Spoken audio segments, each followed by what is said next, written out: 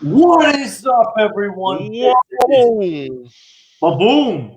This is LC Muscles here, back in with a brand new video. It is Pain and Game Pick'em Season 6, Episode 3. Ladies and gentlemen, we are here for a very big Pick'ems week. This is the first week. I think this is the last week without a bye for a while because I think week 4 starts bye week. It does. Yeah, week 4 starts bye weeks, and it continues all the way until week 12 this year, which is surprising. So this is the last full week of 16 games until at least week 13. So I am very excited to make these picks. Wow. Unfortunately, tonight Tim does have some things he has to tend to, so he will not be here tonight, but I will be mentioning his picks. So with that being said, introduce yourselves, gentlemen, and then we'll get to the picks. What is good, everybody? Still made and back in the house this evening. Very cool day over here on this beautiful September night. The best time of the year. I love fall, man. I think pretty much everyone does. And coming off a strong week for me last week, 13-3. I should have been 14-2 if I stuck with the damn Buccaneers over the Panthers, but that's just what happens whenever I switch teams. But I won't complain about 13-3. Got a very interesting win over Denver. But let's just build off of that and let's go to 3-0, man. I'm ready for this. You should have seen him at the bar. Lucas at the bar. Dude. These refs are terrible. Dude, I was going crazy. That James Conner on the roof. Oh God! If you saw me on my live stream, freaking joint. My God, if you saw me on my live stream for that, oh my God, I was going nuts when Connor went on. I caught the replay. Yeah, I put up a replay of it. I don't know if you guys saw it, but I did. It was beautiful. Yeah. My voice box is still sore from that. Still is. Yeah, and it's been 3 days? Yeah. There you go. 3 days. All right, YouTube, what's good? Ample's9 here, back again with another video on LC Muscles channel, Pain and Game Pick'ems Season 6, Episode number 3. What a hell of a turnaround. Last week I was 8-8. This week, first week I was 8-8. Last week I was 15-1. Same here. 15-1. If I didn't pick the freaking Bengals, I would have been perfect. Yeah. If it was me, it was the Vikings with the coin flip. Yeah. Hey, 15-1 is great, but I can tell you what's better. It's 16-0, and that's what my cousin went in the tournament this week. My cousin had a perfect. My cousin had a perfect week at 16-0. That is true. Yeah. What's up, Seahawks? Eddie and Kevin Rios. Thanks for tuning in. Let's hope I can continue on with that. Hell yeah. Let's get into week number 3. Week number 3. We're starting things off with the game tomorrow night. Alex's team, the Miami Dolphins, travels up to Jacksonville to play the Jacksonville Jaguars in Jacksonville. And that way. This game, Jacksonville is a 3-point favorite, and the head referee for this game, which I will be introducing referees into this, because if you saw my victory lap, officials have are a big X factor in games. So the head official this week for your game, Brad Allen. He's honestly a decent official. He does have tendency to throw flags in certain games, especially if they get rough. But still, with this game, I think he'll let the plays go. So with that being said, who do you guys got? I'll have you guys go first. Okay, well, no offense, Pizzle, but got another Thursday classic here. Because the whole country wants to watch the Dolphins and Jaguars, but woohoo! Here's my thing with this, okay? That's the Florida minus 10. Yeah, there's no true home field advantage because number one, there's no crowd. And number two, there's going to be a crowd for this game. There is going to be a crowd. Okay. Jacksonville, Miami, Indianapolis, and I think there's only one other stadium that will have fans. So Yeah. Well, I mean, other than that, I mean, it's not like the Dolphins are going far. It's just It's just 4 northern hours Florida. away. Yeah, just northern Florida. So I don't know. I mean, the Dolphins they surprisingly gave the Bills a good run on Sunday. They just came up So short. close. Yeah, they came up short. And then the Jaguars, you know, for a team that I thought was going to be the worst team in the league this year, they've been surprisingly competitive in both games, and they're 1-1. Definitely. Honestly, in my opinion, Jacksonville should be 2-0 because they should have won that game against Tennessee. In my opinion, I agree. That was just another very lucky win by the Titans, to be honest with you. But yeah, heading into this game, usually I when I'm unsure I go home team, but this is going to be one of my many instances this week where I'm going to be doing this. One of many instances. I got a couple of games where I'm going to be flipping the coin. So, yeah. Heads. I got the Dolphins. Tails, it's the Jags. So let's go. Let's go. And it is tails, and I'm going with Jacksonville. And you did pick that in your video too. I saw that. Yeah, so I'll take Jacksonville here. I don't know. I guess Gardner Minshew, with him having a primetime win on his resume, I think that's the difference maker here. And, you know, Fitzception, I just don't know if he's going to be able to come up big in this game, really. But, yeah, I got this being a low-scoring game. I got this not a whole lot of points being put on the board for this one. So give me the Jags to win this one 13-9. 9. Yeah, 9. I 9. I know. Right? Yes. Actually, where's the? Here's the thing with this game. Here's the thing. I actually am going to be in the opposite field meeting here. I think this game will actually be a shootout. Both defenses are near the bottom of the half of the league.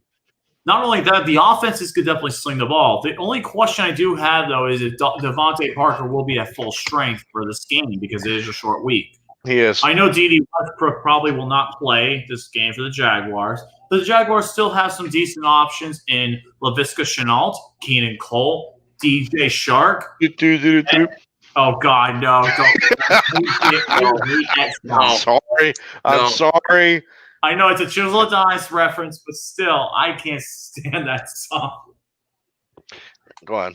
But, yeah, I actually think this game will be a shootout. This game could realistically go either way, to be honest.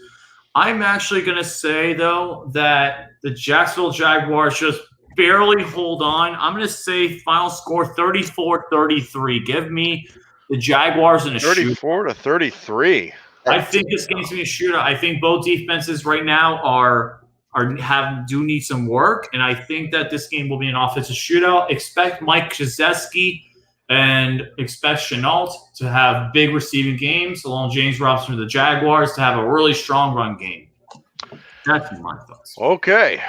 Well, the Jaguars have been one of the early surprises of the season and should be 2-0. Oh, they definitely last week. It should be. Miami played a lot better last week against the Bills, but the defense, let's be honest, we have a lot of issues. This could be a big shootout, as both teams have struggled on defense. So, it's been a long time since I've said these words, ladies and gentlemen. Fins up! Give me the Dolphins to win, get our first win of the year, 24-15. I honestly will be rooting for the Dolphins in this game because I'd like to see them win. And Tiny Tim actually agrees with you, Alex, that the Dolphins will win, according to Tiny Tim. His score prediction is Miami 24, Jacksonville 20. Okay. Wow. Very nice. There we go. I like your pick. I like that. So we're down the middle this game, but this game, I honestly think we all should be in agreement here, and that is Chicago Bears. I think the weakest 2-0 team right now, taking on the Atlanta Falcons. This game is in Atlanta, and Atlanta is a 3-point favorite, and the referee for this game is one of my personal favorites and Alex's personal favorite referees of all time, Jerome Boger. Dude, Yeah. he is probably the best referee in the NFL today. I absolutely love Jerome Boger. He has the best call. It goes, false start, offense, number 55, Number 5 99. penalty, replace second down. That you just can't get better than Jerome Boger, man. My favorite thing. let me say my favorite Jerome Boger moment. It was 2007. It was the Raiders and the Jaguars, I think. And Warren Sapp just went ape shit. He got ejected. He got so many personal fouls.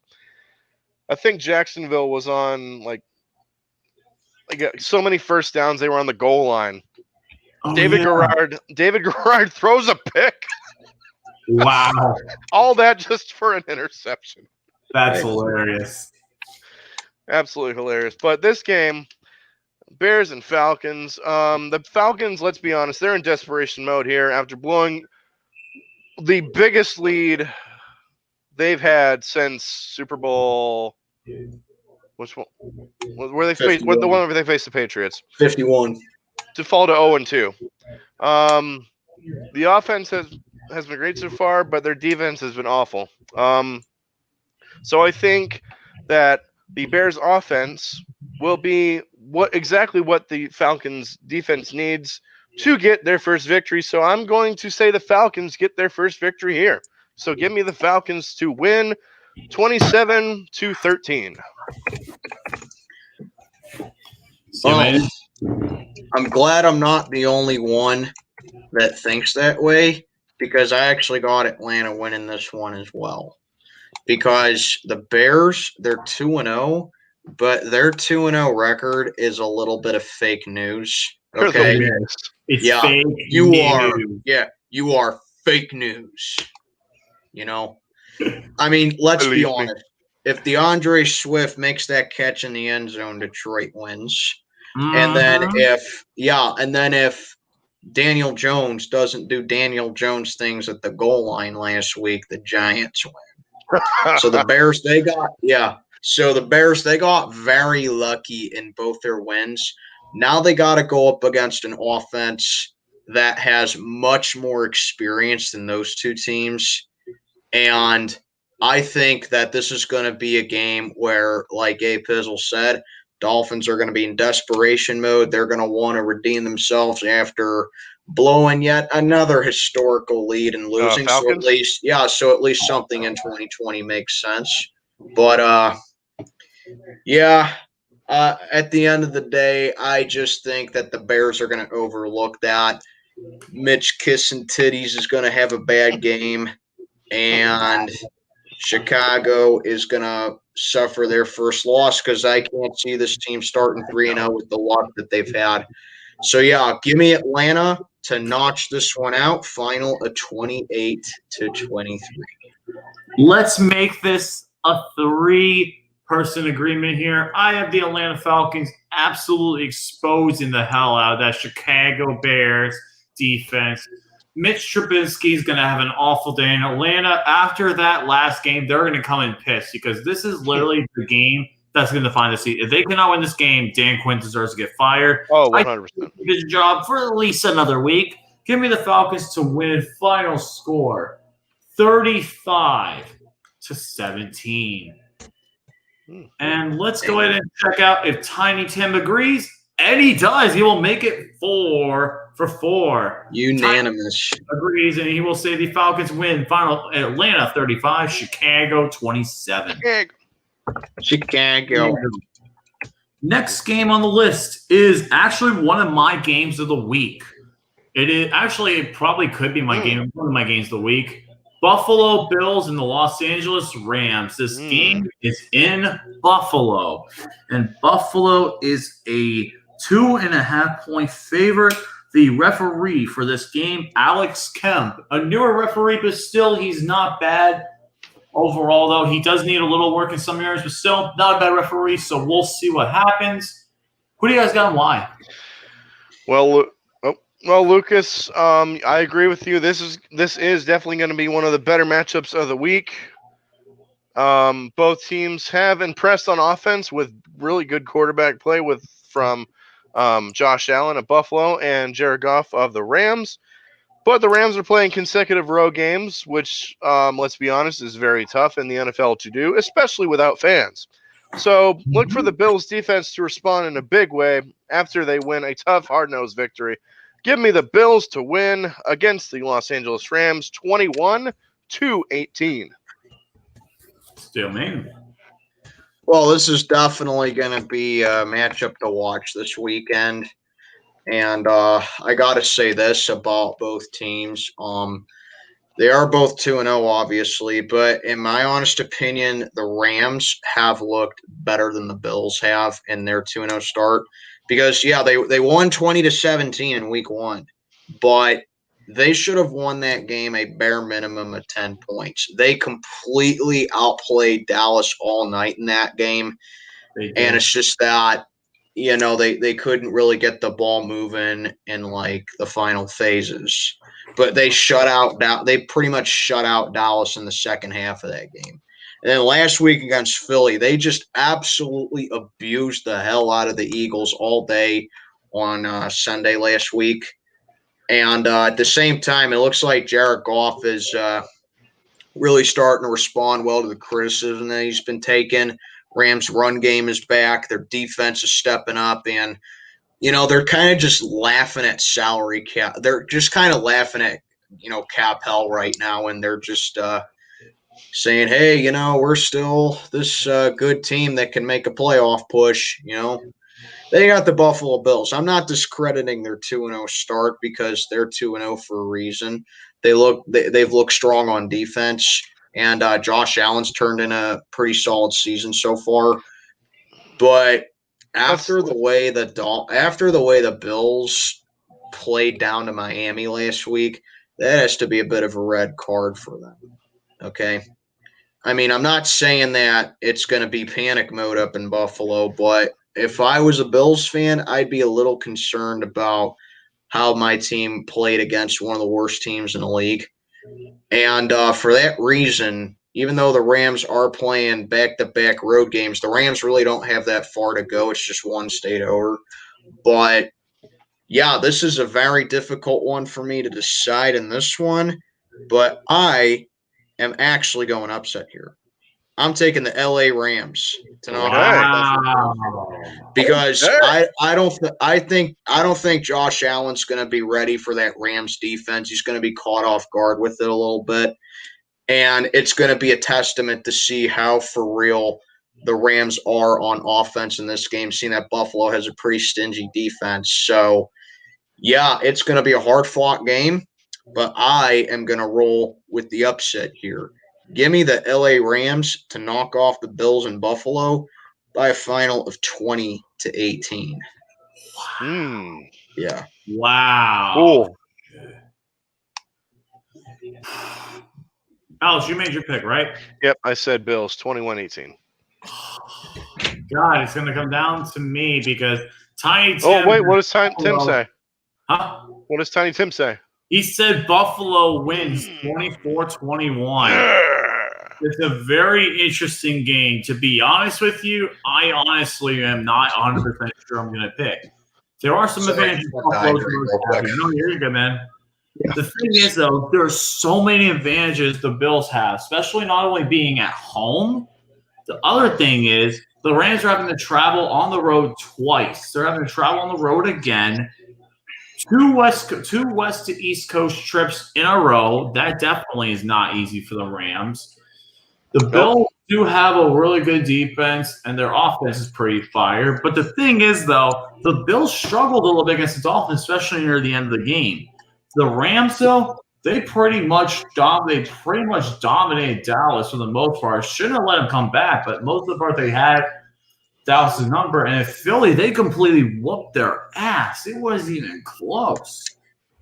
So Buffalo, honestly, is a really strong team, and I think that this will be a really good game. But honestly, this is going to be a tough game. To be honest, here, you know what? Fuck it. I'm going to do it here because this is my coin flip game of the week.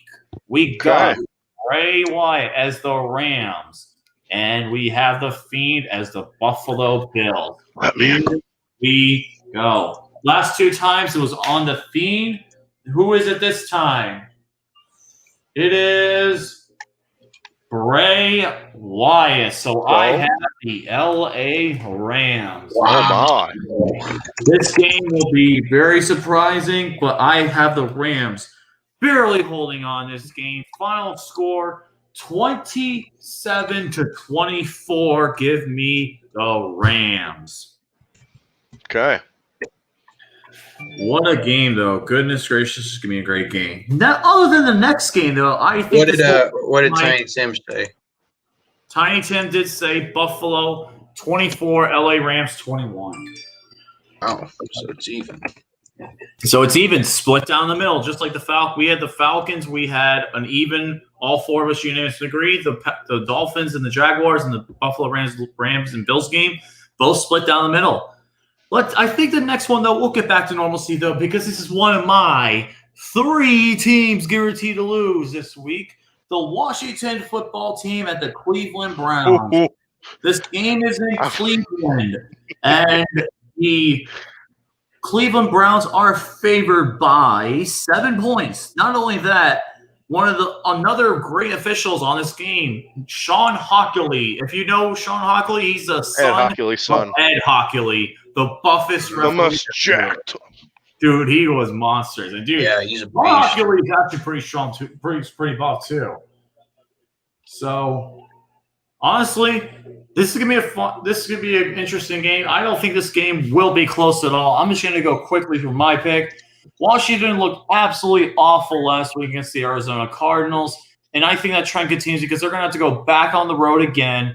In Cleveland, they're coming off a huge amount of rest. That Thursday night game, they've had so much rest, and I think Nick Chubb is going to have a phenomenal game. This run deep, the problem is the Cardinals cannot stop the run to save their life. They can't, and the Cleveland Browns are exposed to that. Give me Cleveland to win this game in a blowout. I'm going to say 34-16. Give me the Browns. Well, I'll I'm be right going to back in have just a to. second. No problem. Yeah. Well, I'm going to have to agree with you, man. Unfortunately, I got the Brownies as well. But I'm not going to say it's a guarantee that they're going to win. I mean, here's the thing. The Browns, they do have a ton of rest for this game because they played last Thursday against the Bengals, so they get a 10-day rest. And then the other big advantage is their second straight home game.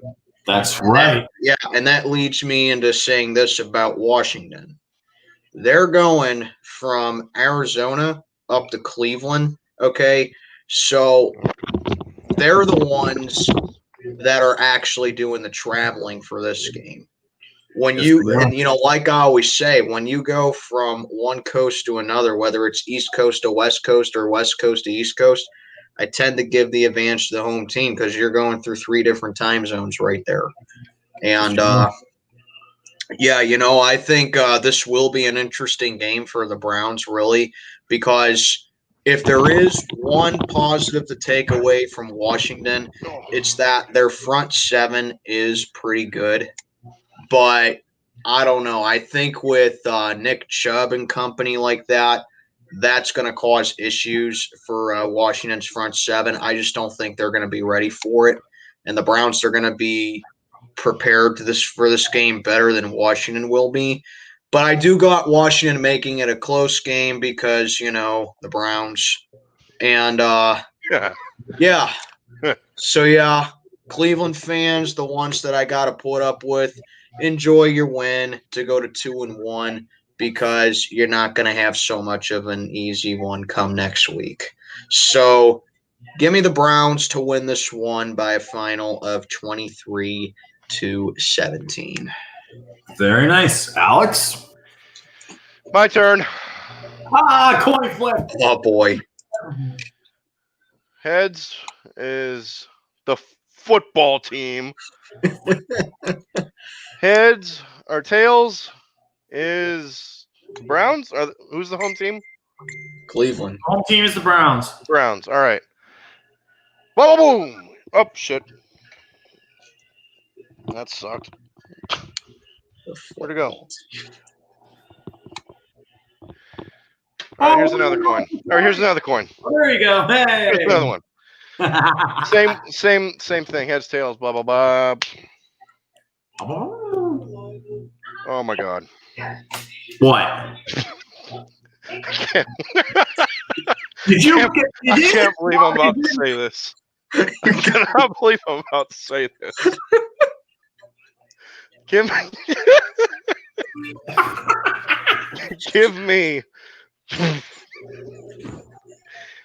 me the football team.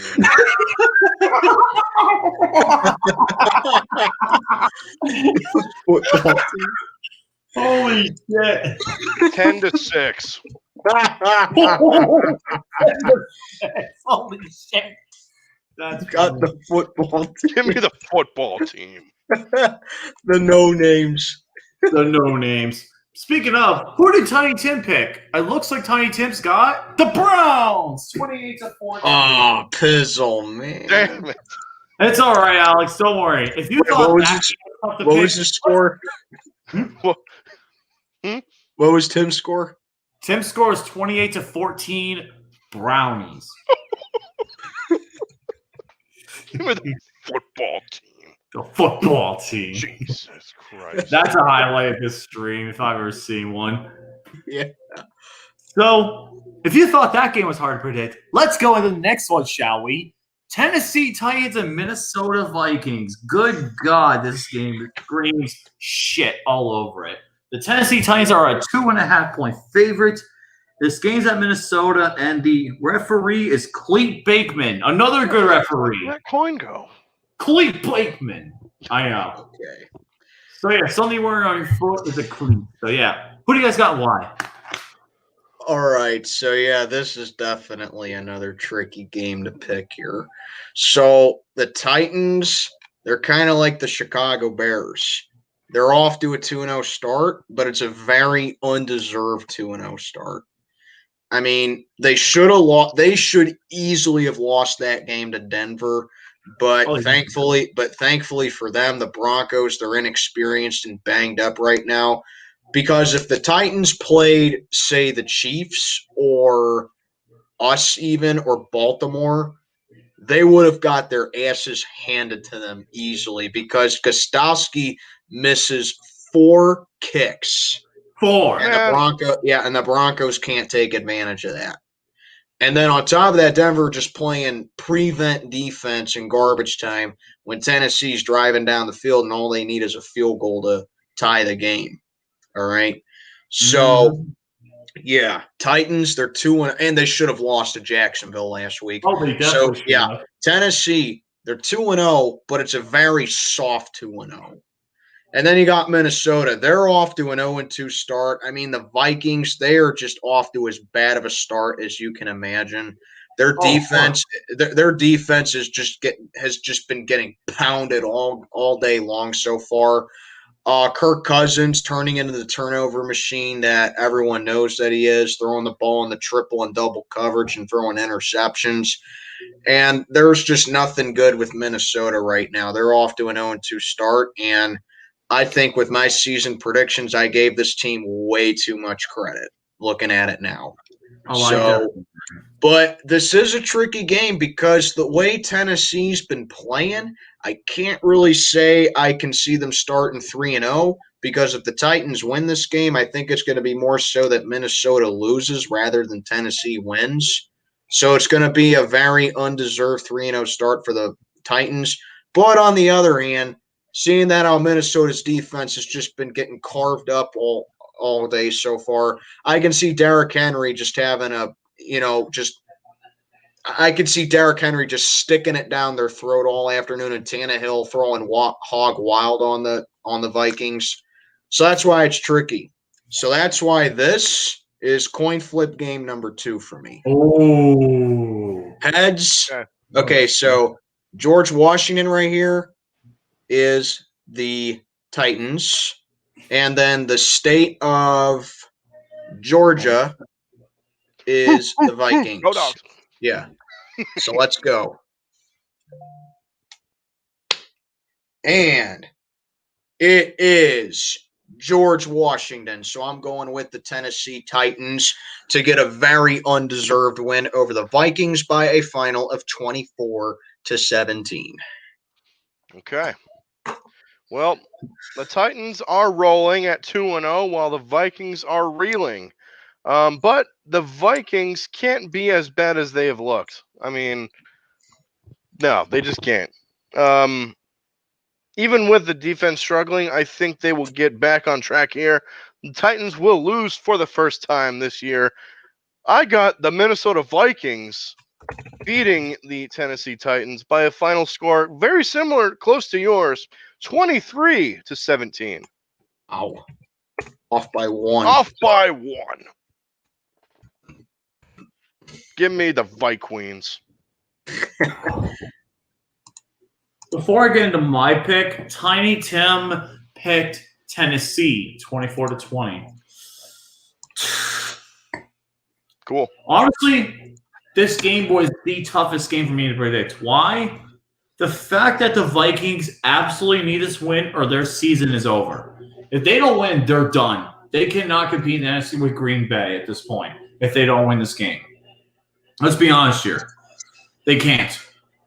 There was no way. If Green Bay wins their game against New Orleans, which is on Sunday, which we'll talk about in a little bit, and Minnesota loses, they're done. They are freaking done. There is no way they would be able to recover. It's a shame because the Vikings were so much better than people thought. And Vikings, I thought were going to win the division this year. But unfortunately, Kirk Cousins decided to be the turnover machine. He's more turnover prone than Kirk Cousins. Yeah, he blew it against the Colts. They were here's the funny thing. The Jets scored more points than the Vikings last week. Oh my God. They scored freaking 11 points. Yeah, they scored 11 points. 8 of them in They were garbage held to time. 3 for 90% of the game. Yeah, 8 of them in garbage time. Exactly. So I honestly think Minnesota gets it here. I think Minnesota, the fact that they need this win or else this season is over for them. The Vikings, they're fucked if they can't win this game. I think the Tennessee Titans, their luck in close games runs out. And I think Gostkowski misses the possible chance to win a game-winning field goal. He misses it, and the Titans win. And the Vikings win. So I got the Minnesota Vikings a low-scoring game, 19-17. Give me the Vikings. I really hope Tennessee wins this game because I want them at 3-0 when we play them next week. I want us to be the first team to beat them. Yeah. Oh, that would be awesome. That would be awesome too, because that'd be nice to see. Because that would set for a really big game too. Mm-hmm. So, let's talk about the Tampa Bay Lightning are up 5-1. Holy shit! Oh yeah, that one's over. Yeah, it's over. Damn. Let's get on the next game, shall we? It's the Las Vegas Raiders and the New England Patriots. This game is in New England, and the New England Patriots are 6.5-point favorites, and Ron Torbert is the referee. He's not a bad referee, decent enough. Clete Bateman, though, is 50-50, to be honest, now I think about it. But Ron Torbert's not a bad referee, though. So who do you guys got and why? Well, the Las Vegas Raiders are off to a surprising 2-0 start. I cannot believe they beat the Saints. Hold it. Yeah, I really, you took the words right out of my mouth. I think them beating the Saints was a very big statement win for them, but they have a much bigger task coming up, and that's going pretty much across the country from Vegas out to Massachusetts to play the Patriots, who have one of the best home field advantages in the league. I mean, there's not going to be any fans there more likely than not, but still, the Patriots, they've always been probably the strongest home team I've seen in the NFL in all my years of watching it. So that's why it's going to be that's going to be that much big of a challenge for Vegas here. I do think this is going to be a very high-scoring game because Vegas, their defense is next to non-existent, and you can thank them for trading Khalil Mack for that. But they got a nice return in Josh Coming up. Jacobs. Josh Jacobs has looked very solid for the Raiders so far, and I think that they're going to be very high on them for years to come if they aren't already. And then Darren Waller, I think he is Vegas's secret weapon on offense. I think Darren Waller doesn't get a whole lot of credit, and he's a very good playmaker, really. He could be one of the best tight ends in the league in a few years. Agreed. Then you got the Patriots. I mean, they had a very tough loss to the Seahawks on Sunday night. They could have won that game, but Bill Belichick does his best Randy Fichtner impression at the goal line with that quarterback jet sweep at the goal line with 2 seconds to go in the game. And Cam runs it on his weak side, and he's gets stuffed at the 2-yard line, which I love seeing. But, something I do got to say for this game, though, if you think about it, both teams are traveling from west to east. The Patriots, they're heading from Seattle back to Boston. That's true. And then the Raiders, they're traveling from Vegas to Boston. So, really, both teams are at a big disadvantage here if you think about it, because they're both going from one coast to another. So that's my big concern here. So this is an instance of whenever I'm unsure of who to pick, I go home team.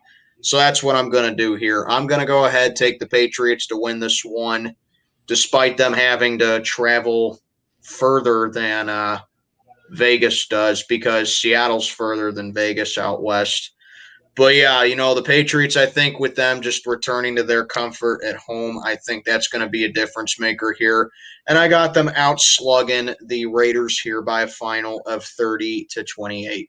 And, I can't really – I can see Vegas starting 3-0, but just the fact that they got to play the Patriots, who spoil everything for everyone, I got that being the case. Give me the Pats here 30-28. I gotta agree. I think the Patriots right now, they have momentum, especially with the fact that they almost beat Seattle at home with Cam Newton. And I think the Raiders traveling from West Coast to East Coast is going to be a huge detriment to them. This game could realistically go either way, but in the end, I really do think the Patriots are going to get the job done at the very end. I think they'll barely win this game. I'm going to say final score 30-28. Give me the Patriots. You and I have the same score. Wow. Ooh, wow. What about that? All right, so the Raiders are off to the 2-0 start, but this is going to be a tough road game for them. The Patriots played pretty well in losing to the Seahawks, especially on offense. The defense is a bit of a mess, which is concerning here. And like Steel Baden said, East Coast to West Coast, and then the Patriots going from the West Coast back to the East Coast. This one's a toss-up for me, but I'm going to roll the dice again. I'm going to go with the Raiders again. Really? Give me the Las Vegas Raiders to beat the New England Patriots 28. 28 to what? Oh, shit, it's freeze. I think his screen froze. Oh, yeah, it did. Damn it. Yeah, it froze. Tiny Tim actually agrees with Alex here. He actually's got the Raiders 27-24 in an upset. His upset pick of the week. Wow. Even. I know. Can you say that score again? That's odd. Oh, there you go. Now What happened? Oh, there you go. You're back. Sorry. Yeah. There you go. So, yeah, Alex, what was your score? 28-24. Give me the Raiders. And then what was Tim's score? Hmm? What was Tim's score? 27-24 Raiders. Oh. So, yeah, very close. Now we have the Injury Bowl coming up. Oh, The boy. San Francisco 49ers versus the New York Giants. This game is in the Meadowlands. The 49ers are favored by 4, and the referee for this game is Clay Martin. I'm not too familiar with him. He's honestly not great, but he's okay, to be honest. So, yeah, who do you guys got in line? Well, like Lucas said, this is going to be the Injury Bowl because the Giants lost Saquon Barkley. And the 49ers lost, let's see, Jimmy Garoppolo last week, DeForest Buckner last week. Oh, wait, no, not DeForest Buckner. Nick Solomon Bosa, Off season. Solomon Thomas, and George Kittle, I think. No, George You're Kittle right. didn't play.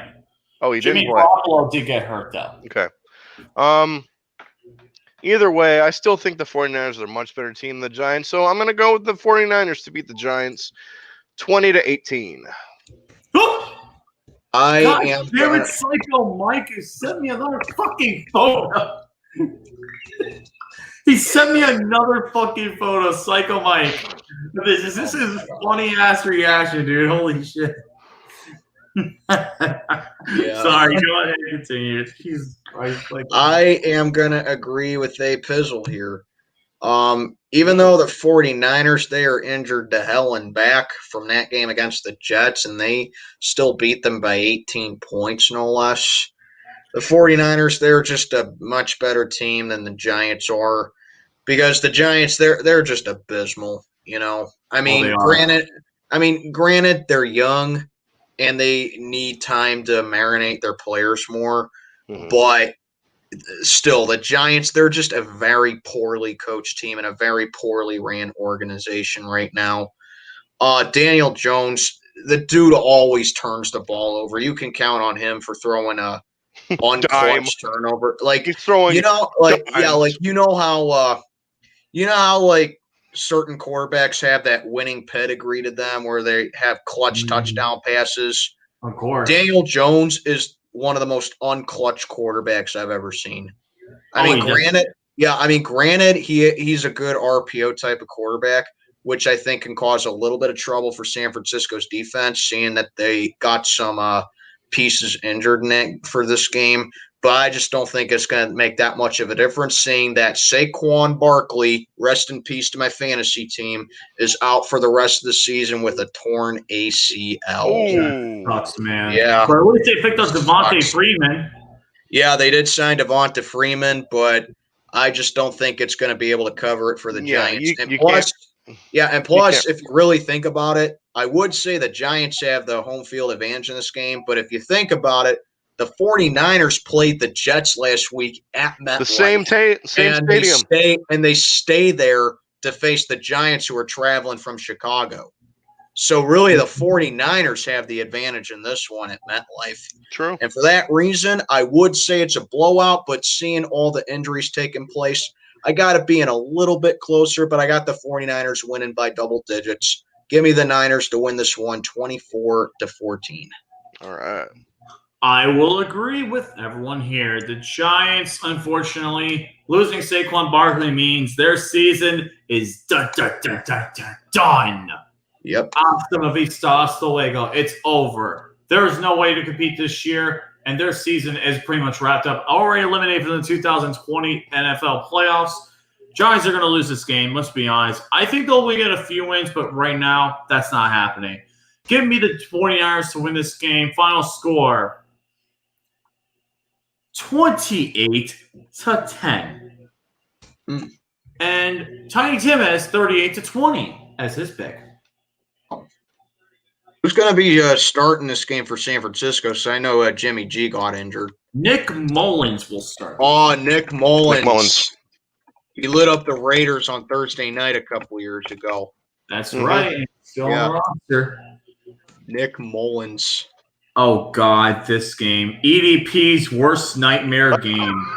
Philadelphia Eagles versus Cincinnati Bengals. This game is in Philly, and Philly is a 4.5-point favorite. And the referee for this game was the referee for last week's game, Steel Maiden, and that was Adrian Hill. Oh, good Lord, this game's going to be a shit show. Oh, your favorite. Your favorite, Lucas. I'll let you guys go because I'm going to go last to see if my thing ages well. I'm just going to say this, to be honest, with the referees this year. Thank God Walt Anderson is not refereeing anymore.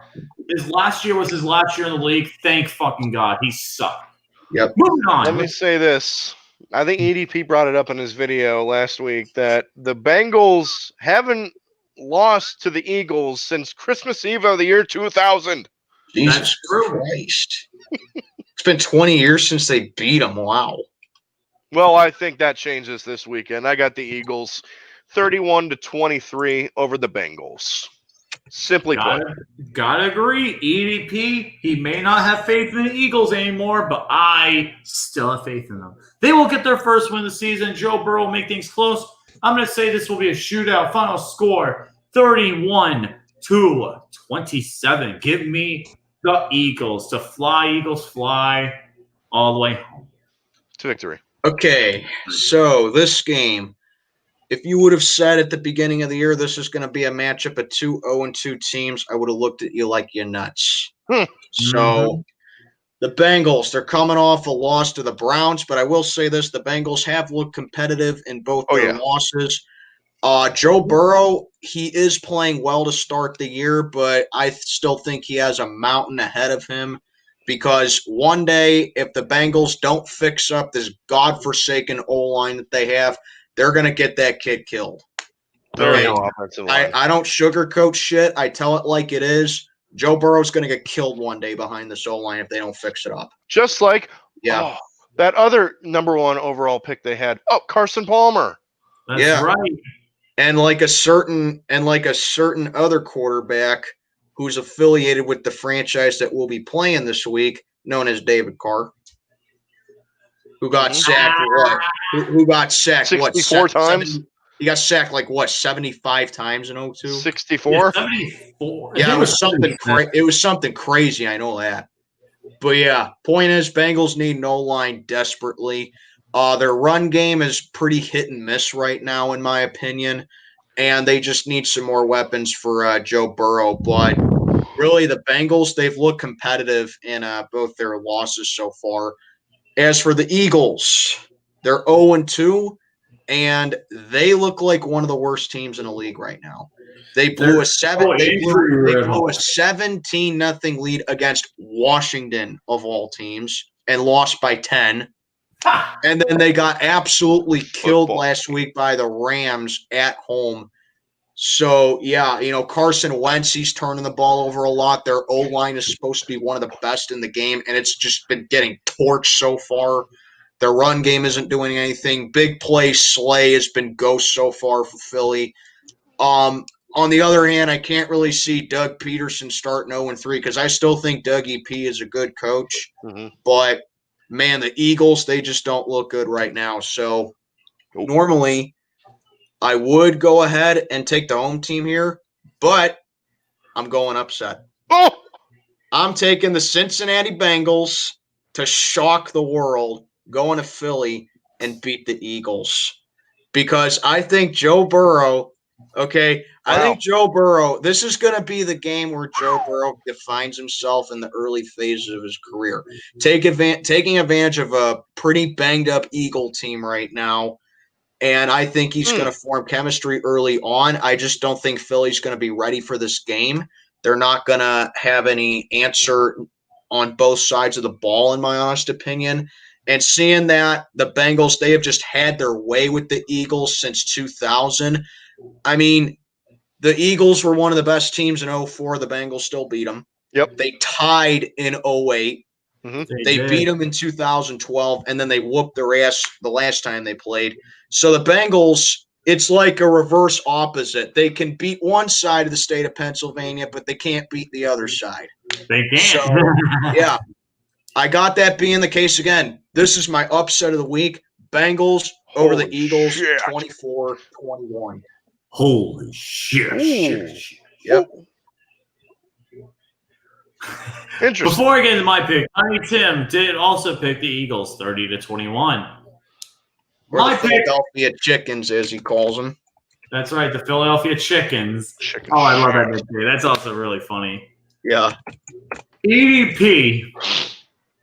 I remember in 2016, week 3, going to see the Steelers-Eagles game, and that was the worst Steelers game I've ever seen. And the one thing that made that game okay was EDP twerking. Oh, God. I hope to God if the Bengals lose to the Eagles, EDP goes ballistic. I really hope he does because it would be amazing because the Bengals have had the Eagles' number for many years. But this time, however, I think this game will be closer than people think. Mainly because I think that the run games for both teams will strive here. I think the Eagles will barely win, but this will be a high-scoring game. I'm going to say final score 30-28. Give me the Eagles. You say, wait, hold on. Wait. EDP was twerking. Yeah. It worked. EDP was twerking. In 2016. Hey, I still can't believe he did that. Oh, trust me, I can't believe he pulled down his pants and said, "Kiss that ass, Cowboys fans." Oh God, I will never unsee that. Like the image, it's just burnt into my mind. Yep. Oh my God. Moving on, though, we got the Steelers and the Texans is the next game. Our game still made in the Steelers. I will be right back. Game is in Pittsburgh. Yeah, I know you're going to be back. So I know you only hear about the Steelers, but this referee for this game, Sean Smith, is not bad. Hopefully he does something good, a lot better than Adrian Hill this week, but still. Pittsburgh is a 4. Yep, let me just double check. Yes, 4-point favorite over the Houston Texans. And this is the last 1 o'clock game mentioning. Who do you guys got and why? Well, I guess I'll start off. This is actually going to be a little bit closer than what people think. Despite that, the Texans are without DeAndre Hopkins, because this is another. The Texans, it's an unfortunate start to the year for Houston. Okay, they have to play 3 very solid AFC teams to start the year. The defending champions to start off the year. Then they got to play one of the best offenses in the league in the second week. And then in the third week, they have the honor of going to our place to play probably the most physical defense in the league. So, yeah, man, just a very unfortunate start for Houston. And this is another game, another clear example of a game where the Texans are going to miss DeAndre Hopkins really bad. Because going up against our secondary, going up against our defense that produces turnovers at the right time, and without Deshaun Watson having a true number 1 target to throw to, he's going to be missing D-Hop in this game so bad. He really is. People say that we're injured and banged up right now because Banner's out for the rest of the year with an ACL injury, and a few of our players having limited practice time at practice this week. The Texans, let me pull up their injury problems right now. Well, Brandon Cooks, the guy who they got in the offseason, surprise, surprise, is injured. You don't say. He's questionable for this game. Will Fuller, that guy gets injured getting out of bed in the morning. Okay? It's true. Plain and simple. Will Fuller is injured. And even though he's not injured yet, you can always count on J.J. Watt to get injured as well. Oh, of course. So which leads me to something else. This will be the first time in NFL history, I believe, where we have 3 siblings all playing each other on the same field. The Watts. Yeah, because we got Derek Watt in the backfield now, which is a running back's best friend. You got to get Derek involved in this game, and then we got your defensive player of the year right here, TJ Watt, man. Hell yeah. Yeah, rocking the color rush for this game to remind Texans fans in my video that I will be putting out in a little bit who the real best Watt is on the defensive side of the ball. Okay. So yeah, man. All in all, I think you just got to take advantage of the injuries. The Texans have kind of got to have the same a similar game plan that you had against Denver, but this time Deshaun Watson is a mobile quarterback. So you got to penetrate Houston's O-line because their O-line's pretty weak as well. You got to make Watson run all day, and you got to be able to cause pressure on him and keep him off the field for as long as possible. Offense, keep it up. And, TJ, Bud Dupree, you got to be the big playmakers on defense in this game, man. Got to get our 2 most physical. You're welcome. Yeah. Thanks. But yeah, I believe your standouts in this game are going to be T.J. Watt and Bud Dupree. You got to make those two who are you got to make our two hardest hitters on defense just come out and just make life miserable for Deshaun Watson in this game. So that being said, I do think it will be a little bit closer than what people think just because, Tomlin, he usually plays down to competition. But I got the Steelers pulling out on this one by a final of 27-18. So, yeah, I got us going to 3-0 for the first time since 2010. And just saying, I'm not guaranteeing. I'm not saying it's going to happen, but get this. The last time we started 3-0 was 2010. We went to the Super Bowl that season. That's right. Yeah, I'm not saying it's going to happen. It's just a fact, though. Alexander? Okay. Well, let's see. The Texans have lost to the Chiefs on the road and to the Ravens at home. Now they have to go to Pittsburgh and play the 2-0 Steelers. Who did this to them? The poor Texans. The Steelers didn't look last week they looked okay against the Broncos. The Steelers did. But I think they get back on track here. Houston has defensive issues, but I think Big Ben will exploit that. I got the Steelers big, 31-17. Give me the Steelers. I was going to say, to reply to Alex, what can I say except you're welcome? And for Steel Maiden, I was going to say, last year, though, actually, it was the Bills-Steelers game last year where they Trey Edmonds for the Steelers, Terrell Edmonds for the Steelers, and Tremaine Edmonds for the Bills. Oh, yeah, that's right. I forgot about that. Good This point. Edmonds. Yeah, good point. I forgot about that. How about that, though? The Steelers were involved in both games. That's insane to say the least. Which I actually find pretty funny. But you know what's funny, though, is Bill O'Brien's funny. Bill O'Brien's decision-making is funny. Because Bill O'Brien is the worst coach / general manager in the league. Let's be honest. Freaking A, Bob. You trade away the best wide receiver in the NFL for David Johnson. And his contract, nonetheless. Yep. Oh, good God, dude.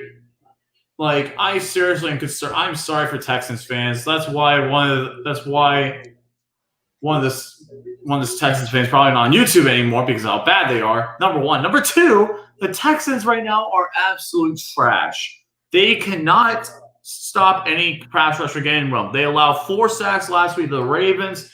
Their defense is very banged up, and the rush defense, one of the worst in the league. We have to exploit the run game. We have to have Benny Snell and James Conner both play very well. Mm-hmm. We need to have Ben not make any stupid mistakes. And please, for the love of God in heaven, please get us one game without a turnover. We've had turnover in 25 consecutive games. That's sad. But the thing is, though, our turnover differential right now is still at +1 because we had 4 turnovers compared to 3 that we gave up. So we need to play better on that end. We need to have everyone play consistent. Don't make any stupid injuries. And defense, just get to Deshaun Watson off and early, make him stay in the pocket, and you got this game on lock. I got the Steelers winning this game convincingly because let's be honest, last week should have been nowhere near as close as it should have been. Let's be honest here. That game was held by the referees because of how bad they were. And it shouldn't even been close. This time, however, I think that the referee, Sean Smith, will do a much better job, and I think the Steelers will win this game convincingly. Final score, 31-13. I hope that's the final. And Tiny Tim also agrees. He will make it 4-for-4. Pittsburgh 27, Houston 24. And now let's get into the second team guaranteed to lose. And it's going to be the most obvious stone cold lock of the century of the week. Yep. And that is the Indianapolis Colts and the New York Jets. This game is Indianapolis. The Colts are an 11-point favorite, and Craig Wolfstad is the referee. Who do you guys got and why? Oh, man. Let me just tell you Please say Colts. Let me just tell you this. The Colts impressed in blowing out the Vikings last week, and now they have to face the fucking Jets.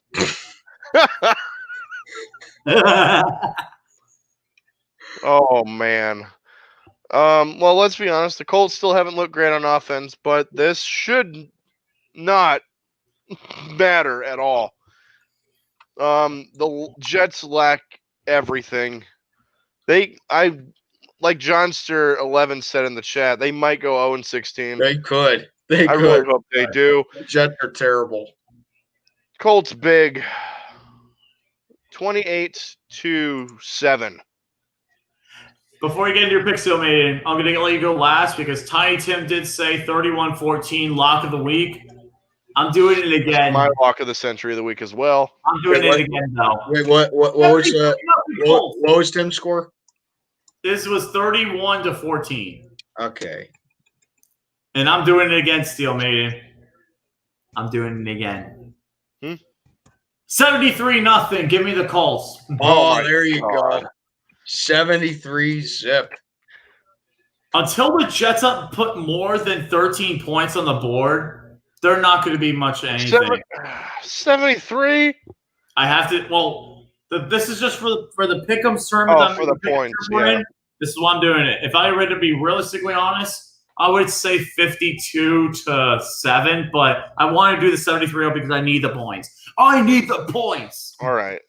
73. Okay. Okay. Well, I'll agree with all three of you. I got the Colts winning this one, but I don't think it's going to be a guarantee, really, because, something that concerns me about the Colts is now they got Phillip Rivers, and Phillip Rivers is also very turnover prone.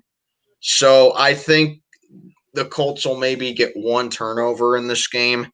But all in all, I mean, the Jets, they are just so bad.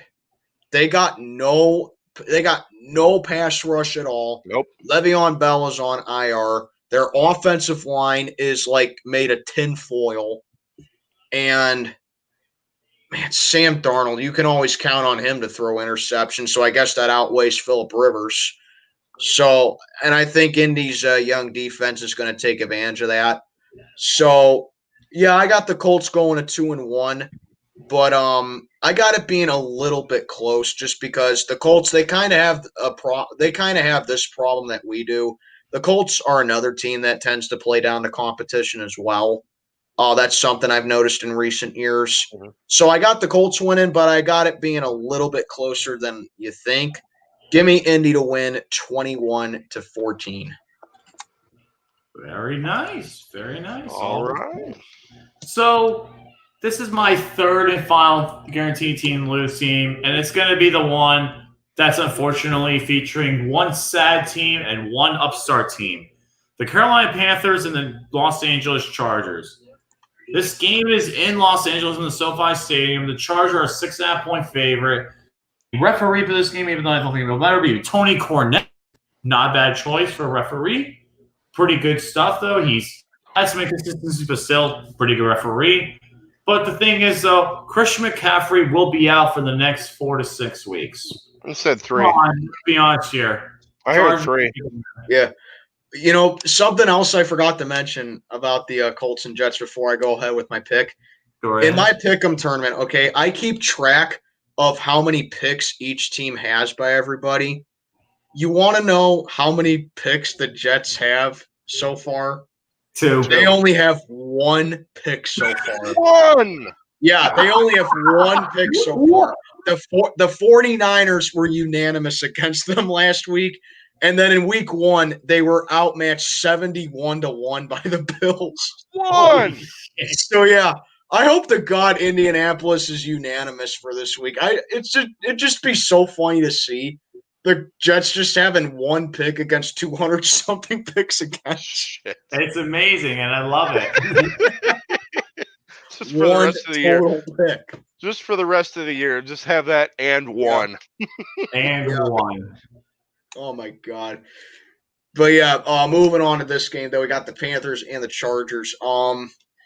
Carolina, the big news with them, Christian McCaffrey's out for 4 to 6 weeks with a leg injury. So the injuries just keep on coming for the league. McCaffrey, one of the best running backs in the league. So there goes Carolina's offense right there. Who's And their backup? I think with LA's defense stepping up, because I'll eat a little bit of crow with the Chargers defense. I called the Chargers defense soft last week, but they actually gave Patrick Mahomes a good game. Oh, they did. Yeah. It took them until it took the Chiefs 3 58-yard field goal attempts to beat the Chargers. I know. Okay.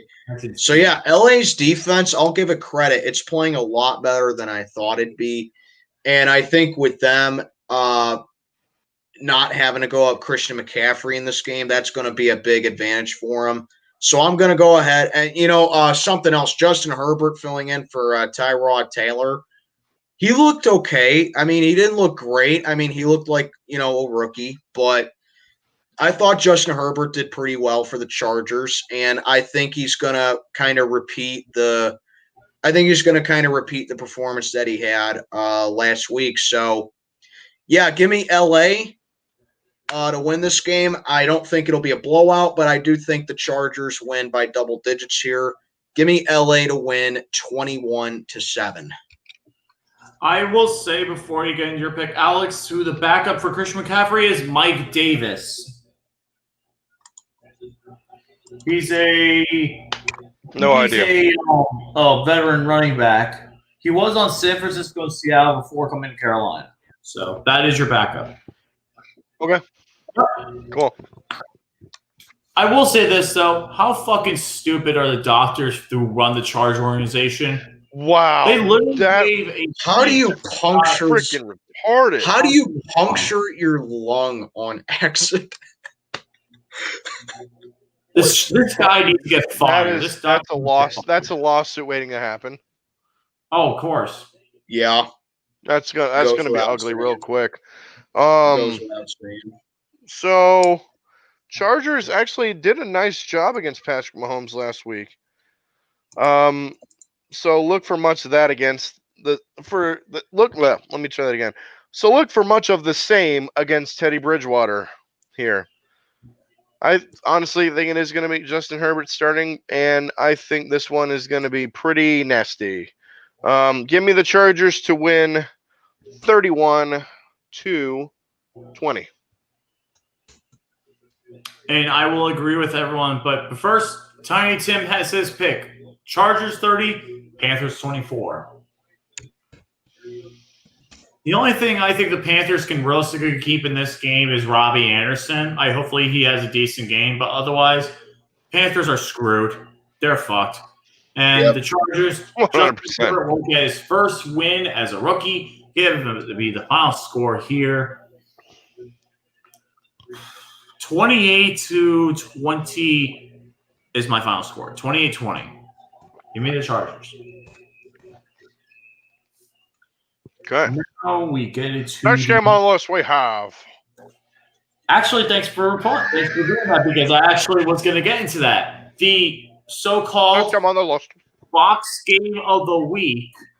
The Tampa Oh Bay boy, is it the Cowboys? No, it's the Buccaneers and the Broncos. Oh, okay. This game is in Denver, and the Buccaneers are a Hold on. 6.5-point favorite. Hold on. Who do you know why? How are the Broncos America's game of the week? Because it's an interdivisional matchup, I guess, and Tom Brady. I'm surprised it's not the Cowboys. It's not. Me too. Yeah. I mean, when the hell isn't it the Cowboys? Well, it was the that's Cowboys for the 1 o'clock game last week, and they had the Sunday night game, and then they got Seattle this week. So, that's So but I'll go nonetheless. So the Buccaneers and the Broncos. Well, the Buccaneers, they played the kind of offense that everyone thought they'd have last week. I mean, granted, it was against the Panthers, but still, they did their job and they did what they needed to do. So I'll give them credit for that. Brady found his targets a lot better this time, and the run game looked better for Tampa. But I will say this for this matchup, and Denver, they're another team that's banged up right now. I mean, we literally beat the Broncos up last week. I mean, They did. Yeah, Drew Lock got popped by Bud Dupree last week. He's out now with a leg injury of some sort. Shoulder injury. Shoulder. What's that? Yeah, he's done. He's a shoulder injury. Oh, shoulder injury. I thought it was a leg injury. Okay, No, so shoulder injury. Drew Lock Doesn't matter. He's with a shoulder injury. I think Jeff Drexel's going to be starting for them again this week. He will be. Oh, yeah. So they actually signed. Yeah, they actually signed Blake Bortles. Oh yeah, I heard about Bortles. that. They signed Bortles. They signed Bortles. Blake Bortles. But yeah, regardless who's starting for Denver, I just don't think it's going to make a difference. Doesn't matter. Cortland Sutton got injured twice against us. The second injury, Yeah. the second injury, season-ending ACL. He's done for the year. Oh man. Yeah, so Cortland Sutton, he's another ACL injury person. And then Jerry Jeudy, he got roughed up against us a little bit last week. And not to mention Von Miller tore his ACL before the season even began. So True. Denver, they are banged up so far right now. And Tampa, they got to take advantage of that. But I will say this about this matchup, though. There's two venues where Tom Brady has always struggled at. He's always struggled in Miami, and he's always struggled in Denver. Yeah, Brady's lost 3 playoff games to the Broncos in Denver. So he struggled there too. Mm-hmm. So all that aside though, I just don't think I think Brady's going to overcome that. He's going to play well, but I do expect the Broncos to give them a little bit of a good challenge because they can still be a good defensive team. We saw glimpses of it last week. But I got Tampa pulling out of this one to win their second straight. Give me the Buccos to win this one 24-17. Buccos. The Buccos. Alex? Well, like Steel Maiden said, the Bucks are getting a break in facing the Broncos because they are without Drew Lock. They're without Cortland Sutton. They're going to be without a lot of their key players. What? Really? Philip Lindsay? Yeah, Philip Lindsay's hurt. Really? Yeah.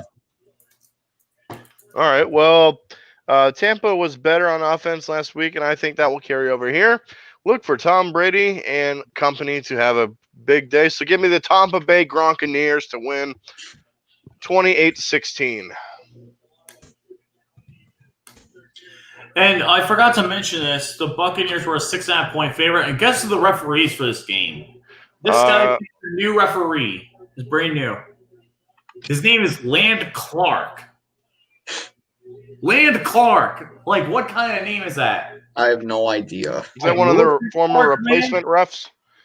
No, I don't think it's a replacement ref. I think this is the guy that got appointed to be Walt Anderson's replacement. No, one of the former replacement refs. Oh, yeah, I think he might be. But still, before I get my pick, Tiny Tim did say Buccaneers 28, Denver 23. Yeah.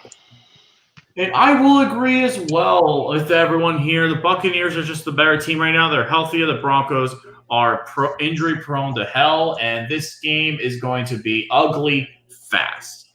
The Buccaneers will win this game in a blowout, I think, 31-16. Give me the Buccaneers.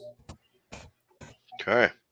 Next up, we got the Detroit Lions and the Arizona Cardinals. This game is in Arizona, and Arizona's a 5.5-point favorite. The referee is Scott Novak.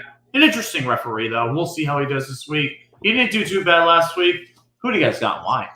Finally, a break for me, man, because this is my lock of the week right here. Ooh, very nice. Detroit, they are just terrible. Okay. The Lions, they'll always do Lions things, lose in some of the most grueling ways imaginable to torture that fan base up in Michigan. Bless their hearts. But, the Lions, I gave them way, way too much credit in my season predictions. Granted, they should have won that game against the Bears, but they should never have allowed Trubisky to toss 3 touchdowns, and Swift should have caught that ball. So they should have won that game against the Bears. But man, they got abused by the Packers last week. When doesn't that happen? But yeah, Detroit, yeah, Lambeau is hell for Detroit. Okay, putting it lightly. And now the Lions, they got to go from Wisconsin down to Arizona to face the Cardinals, who are staying at home, and they just got done putting an ass whooping on Dan Snyder and company. So, yeah, I think this is a no-brainer here. Cardinals, they look legit right now. They're playing like the dark horse team that I thought they'd be. I just didn't think they'd get off to this good of a start. DeAndre Hopkins already starting to form great chemistry with Kyler Murray, who is turning in an MVP season early in the year. Oh, yeah. Yeah, early MVP candidate Kyler Murray, just his second year in the league. How about that? But, yeah, the Cardinals, they are just far – the Cardinals, they're playing well on defense too. No one's really talking about that. Arizona had one of the worst defenses last year, and I think – adding Isaiah Thomas to that defensive line in the draft, that really gave their defense a shot of adrenaline right there. So, yeah, Arizona, they're a very good two-way team right now. And honestly, if they keep playing like this, I think they could one-up San Francisco in the division, seeing that they already beat them week 1. So, yeah, this is my lock of the week. No doubt about it. Arizona blows the fuck out of Detroit in this one. 43-13, Arizona. Okay. Yeah. You pretty much said everything I needed to say. I'm in a total agreement. I got the Cardinals as well. Yeah, Lions are just sad. Let's be honest. They're just sad. Yep. 35-15. Give me the Cardinals. I will agree with everyone as well. Give me the Cardinals. The Cardinals right now are the surprising dark horse of this year, and they look very strong. And I think this will still continue here. Give me the Cardinals 49-17. Give me the Cardinals, baby. Cardinals, baby. Cardinals. I love that. And Arizona, Tiny Tim has Arizona 24, Detroit 17. Okay. Then we have another game. This is the last 4 o'clock game of the week. It is the Seattle Seahawks hosting the Dallas Cowboys. This game is in Seattle, and Seattle's a 5.5-point favorite. The referee for this game will be Charles Treffers. Who do you guys got and why? Which one's this? Cowboys Seahawks. Tough one. It is a tough one.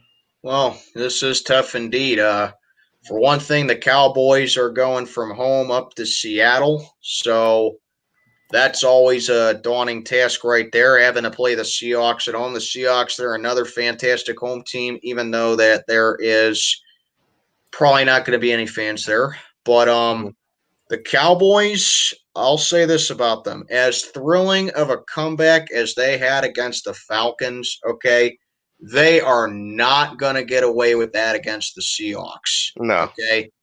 The Seahawks, they are a completely different team than the Falcons are. And if Seattle gets up 20-0 on them, they're going to win by a bare minimum of 15. So, yeah, Russell Wilson, he tossed 5 touchdown passes on the Patriots on Sunday night, playing like the MVP candidate I think he is. And I still stand by my pick. I still think Russ wins MVP this year.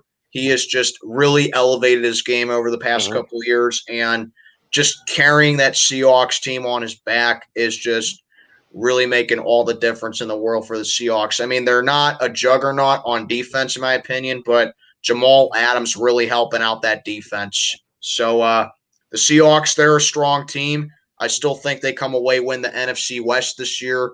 But, man, that NFC West is going to easily be the best division in football. So, agreed. Yeah, you could possibly have 4 teams making the playoffs in that division. I mean, yeah, Seattle, they are just a really good team all around. And then you got the Cowboys. I mean, the Cowboys, they got dominated by the Rams in week 1, and then they got dominated by the Falcons in the first half of last week. And then, the Falcons, they did what they do best, and that's piss games away.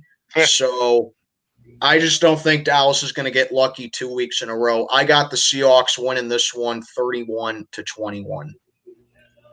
Oh yeah, and before I say anything, hi Gare Bear. Hi Gare Bear. How Gare you Bear. doing?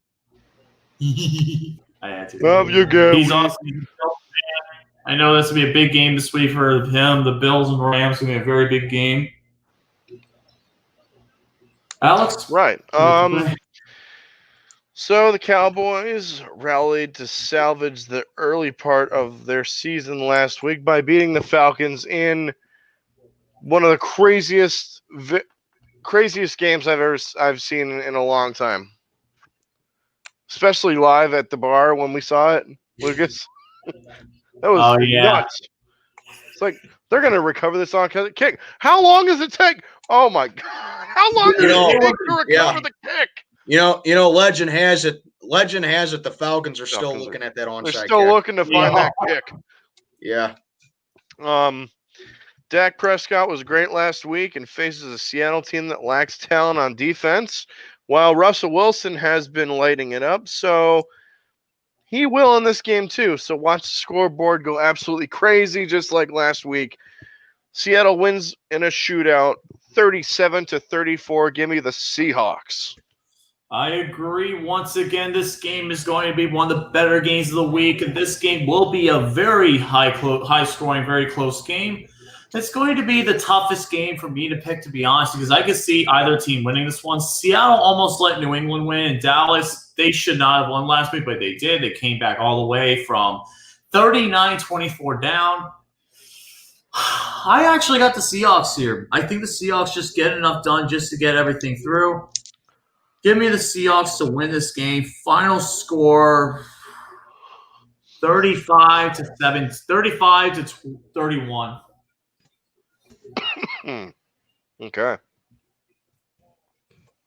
Next game on the list. What's Tim say? Wait, Tiny Tim. I forgot to mention Tiny Tim's pick. Tiny Tim is actually going with Seattle as well. So it's all four of us again. Seattle 31, Dallas 24. Cool. And next game is the NBC Sunday Night Football. Check your local listings. It is the New Orleans Saints and the Green Bay Packers. This game is in New Orleans. They're a 3-point favorite. And the referees, Brad Rogers. Who you guys got and why?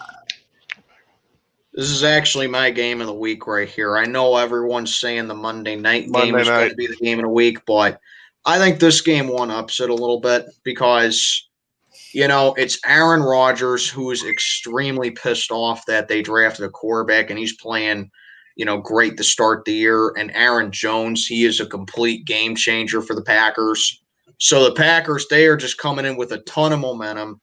And the Saints, they're one of the best home teams in the league, even though I don't really think there'll be much of a crowd in New Orleans. But doesn't take away the fact the Saints are tough to beat in New Orleans, you know. So the Saints, they're coming off a pretty bad loss to the Raiders on Monday night. Still don't know how that happened, but it happened. But, I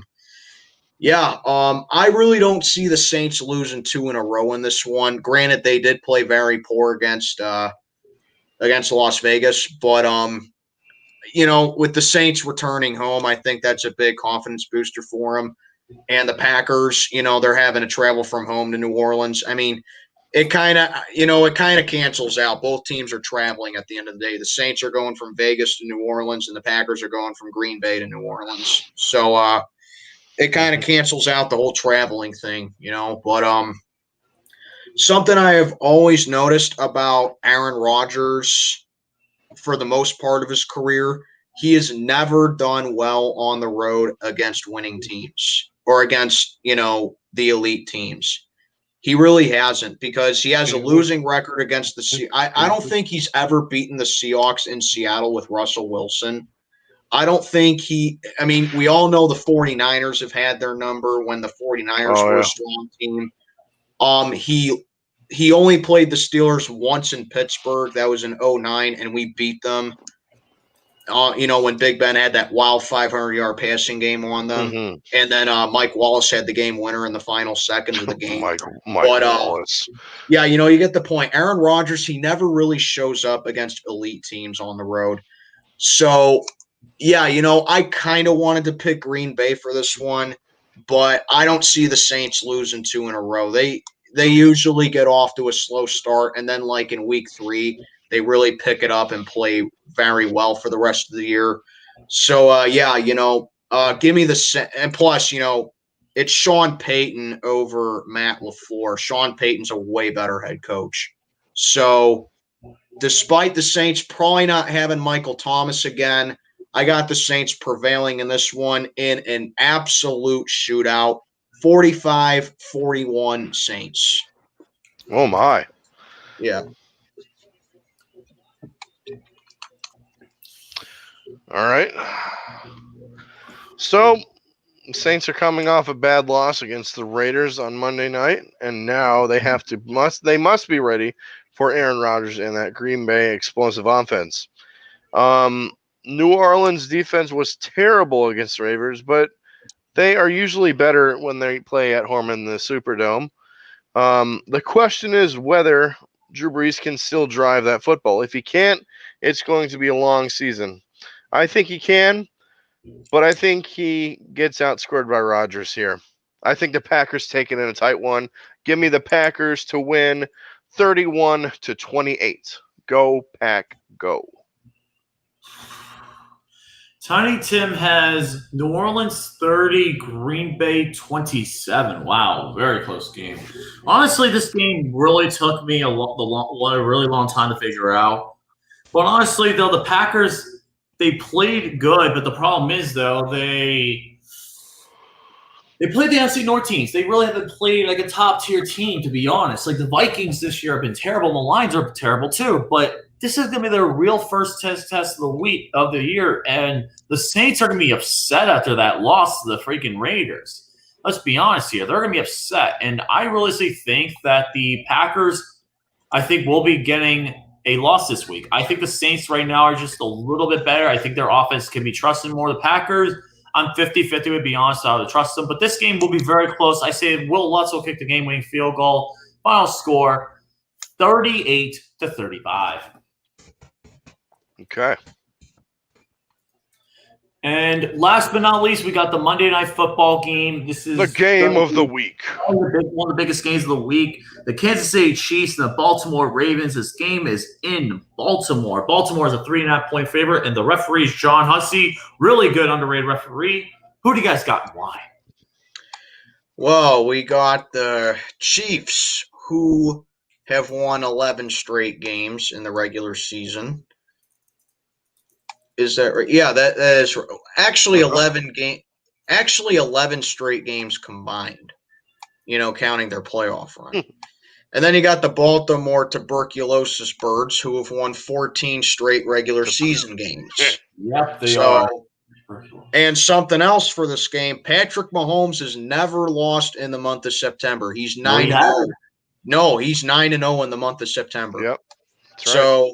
Yeah, something has to give here. One of these streaks are going to end on Monday night, unless it ends if it ends in a tie, then it will. But one of these streaks is going to end Monday night. So this is probably everyone's prediction for the AFC Championship game this year. But the way I see it, even though the Ravens do have home field advantage in this game, there's probably not going to be any fans there, so it doesn't really matter. Plus, the Chiefs as well, they play in a pretty hostile environment in themselves at Arrowhead. That's another very tough place to play. So, really, home field doesn't matter for this game. Patrick Mahomes, he's always had some good primetime games. Lamar Jackson, he's only had one really good primetime game. That was last year against the Patriots.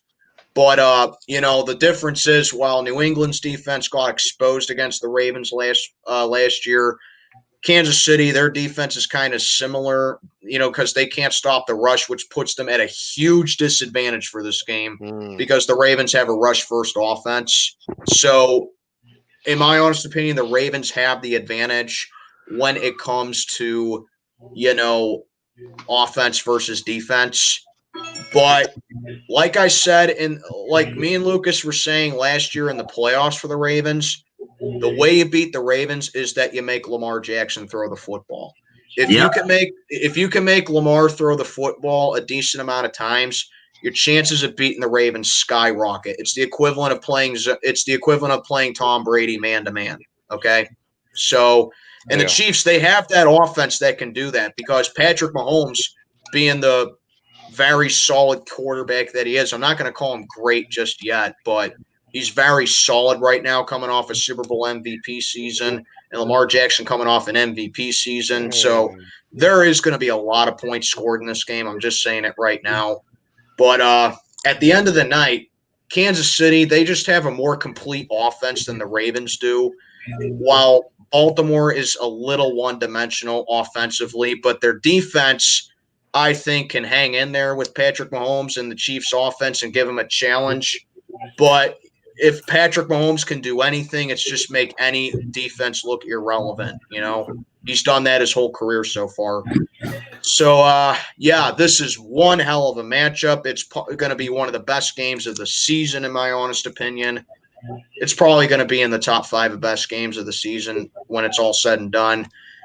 So, yeah, you know, I actually was going to roll with the Ravens originally, seeing how the Chiefs struggled against the Chargers. But I don't know. I just think with how the Ravens looked a little soft against Houston until the second half, I think that's going to outweigh each other right here. I just think Kansas City is more complete on offense. So I'm going to go ahead and actually take the Chiefs to beat the Ravens and end their 14-game winning streak and extend theirs by a final 38-37, Kansas City. Alex? Well, this for me is the game of the week, and for most people out there, which is saying something since there's a lot of good games this week. But Steel Manning pretty much said everything I needed to say. And I agree. I think the Chiefs will beat the Ravens as well. And I think they continue their month of September undefeated. So give me the Chiefs to beat the Ravens in a very close game. Very, very close. In the words of Jerome, by field goal. 34-31. Kansas City.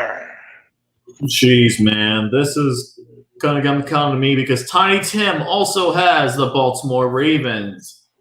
38-35, his game of the week. It's going to come down to me. Wait, did you say Chiefs or Ravens? I said Chiefs. Oh, you did say Chiefs. Oh, very nice. So it's going to come down to me to see if it's 3 versus 1 or 2 versus 2. I think personally the Kansas City Chiefs are the better team at this point. I think last week was just a rough game for them. They're having to play Baltimore, and I think Baltimore's time in the spotlight is going to end. And I want to see Baltimore and Pittsburgh lose and Pittsburgh win, just because I want to see Pittsburgh at the top of the AFC North. I think the Baltimore Ravens are going to be exposed this week. And I think because they played very weak competition early on, the Ravens haven't really proved themselves. This is their first time to really prove themselves. But I think the Kansas City Chiefs are just way too much on offense for the Ravens to cover. Give me the Chiefs in the shootout here, 41-38. Nice. All right.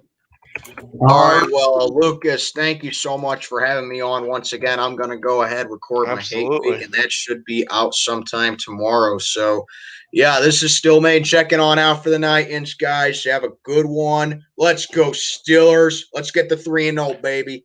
Peace. Later. Peace, Steel Man. Thank you for joining us, Steel Man. Bye, Alex. Before we go, we do have Hate Week announcements. Unfortunately, this week, though, there aren't really any hate weeks to really discuss because there's only one Texans member of the TTC. He has not posted his yet. But I have something a little bit special. I think you will laugh because I know you told me earlier you need to laugh.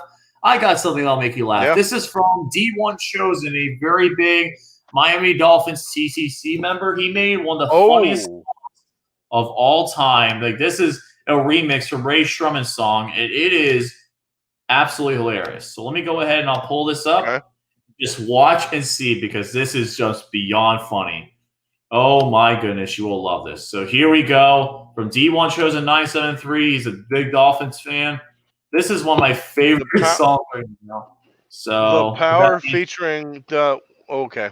It's okay. So if you want to know, the thing is TTC News Network, the Power Fang Network, featuring JP NIGLET, who's also known as JP as the New Orleans Saints, and Bellway. So let's go ahead and watch this video in its entirety. You're going to laugh your ass off. So here we go. Could you say it again?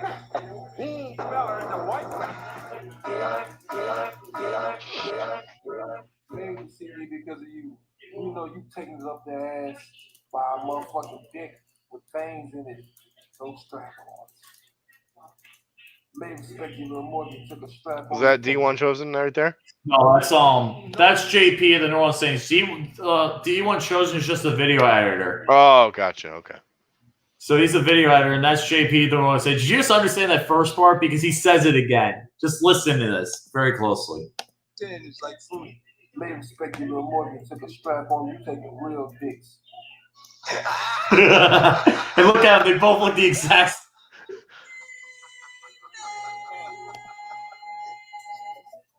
This is the best song.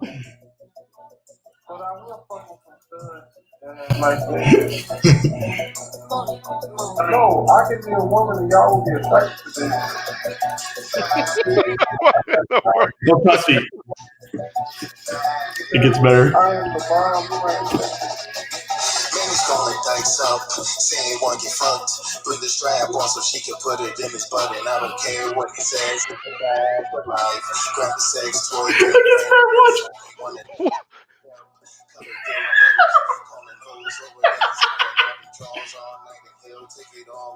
His ass. That's why I call him a power fag. Going in raw, on cold. She been sitting over since she doors, and I don't forget it's not a thing. So wait, this is the best part. Watch. He's shaking his ass.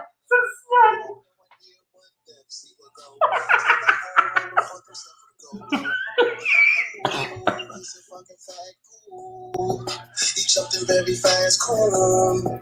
He's such a white dumbass and he's stupid. The pulley comes with batteries not included. Yeah, but that don't even phase him. Nah, he said to grab his cell phone.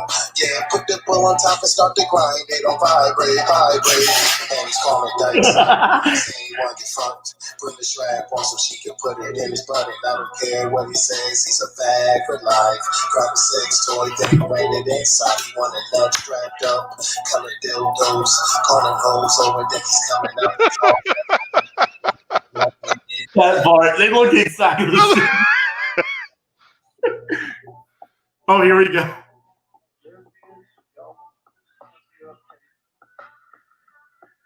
Just listen to that. I was born a woman and became a man. You mean shit? Why? Dude, it's so surprising. It's hilarious at the same time. Good God. Man. Oh, trust me, there's still a little bit more left, but oh my god, though, it's hilarious. No, That's why I call him a power fag. let's smoke self-protection shots and have a party. No, me and you, we ain't party. Like, we need a party. No one wants a party with you, JP. What type of shit is that? I finally come on stream and now people can't take shots. What are you talking about? What is he talking about? That's going on. When people say that to me, I get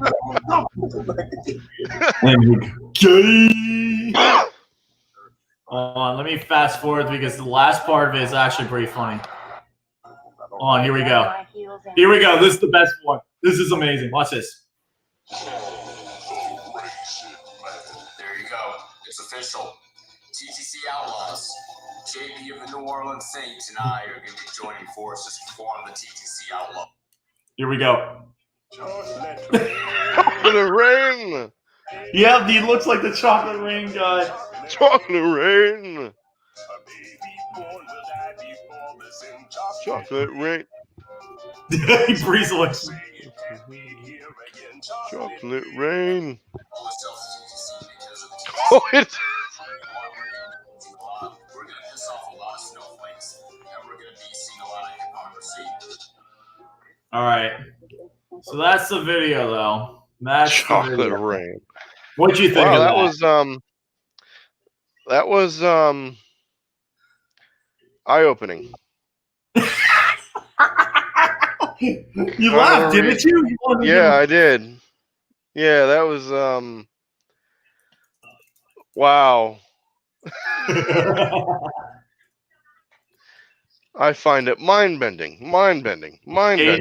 It is mind-bending, dude. Oh my god. When I first saw that, I couldn't stop laughing. Oh my goodness.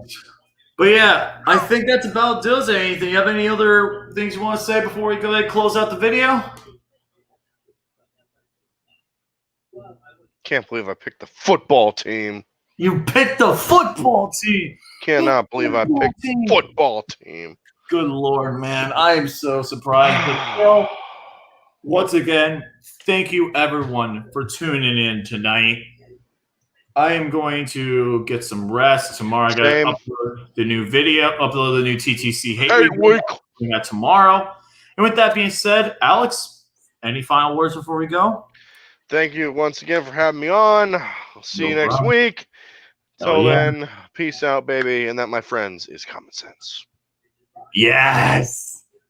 Thank you all once again. See you guys tomorrow. See you later. Stay awesome. Have a great You're night. welcome. Huh? You're welcome. What can I say except you're Goodbye. welcome.